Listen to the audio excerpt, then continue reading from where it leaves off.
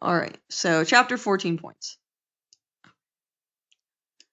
What was not a goal of Wilson's 14 points? It stressed the importance of self-determination. It called for the elimination of some of the factors that had potential to cause war. It envisioned the establishment of an association of nations that would guarantee the independence of large and small nations and keep future wars from occurring.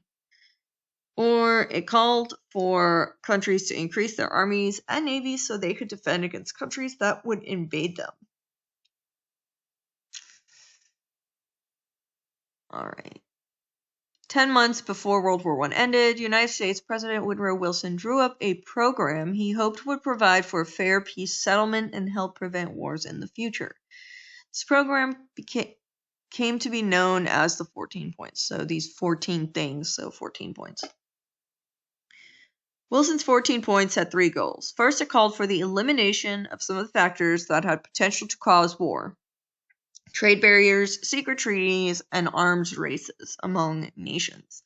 Second, it stressed the importance of self-determination, or the right of people to live under a government of their choice. Finally, it envisioned the establishment of an association of nations, later called the League of Nations, that would guarantee the independence of large and small nations alike and keep future wars from occurring. So this is not it. No increasing the armies and navies. So that was not a goal. What was not a reason the League of Nations failed? All countries joined the League and tried to work together. Demands from other countries for payment from Germany. Demands from other countries over division of land. The United States and some other large nations did not become part of the League of Nations. Oh, here's your leaders. So let me see. Woodrow Wilson here. This was the British Prime Minister. Was this guy French? I can't remember. We'll find out in the notes. Wilson's plan was idealistic and conflicted sharply with wartime agreements made by the Allies. Although the president didn't know it when he went to Paris for the peace conference in January 1919, major Allied nations had post-war plans of their own. Great Britain wanted to make Germany pay financially for starting the war. France wanted to see Germany pay through reparations, payments for war damages, and loss of territory. Italy, which joined the Allies in 1915 after being promised lands controlled by Austria-Hungary, expected to receive those lands. Such demands on the part of the Allied nations conflicted with the ideas Wilson had put forth in his 14 points.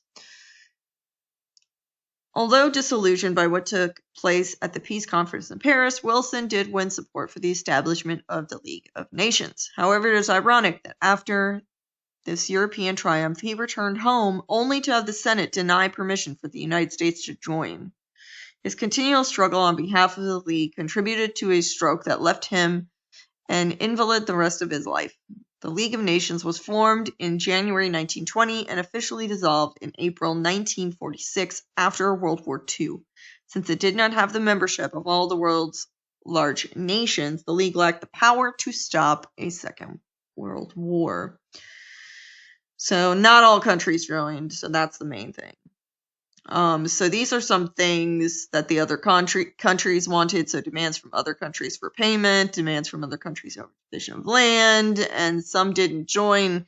So if you didn't join, it really didn't add the pressure onto it and the manpower to make it happen. If you were like, hey, don't do this, don't go to war with us, or we will do such and such.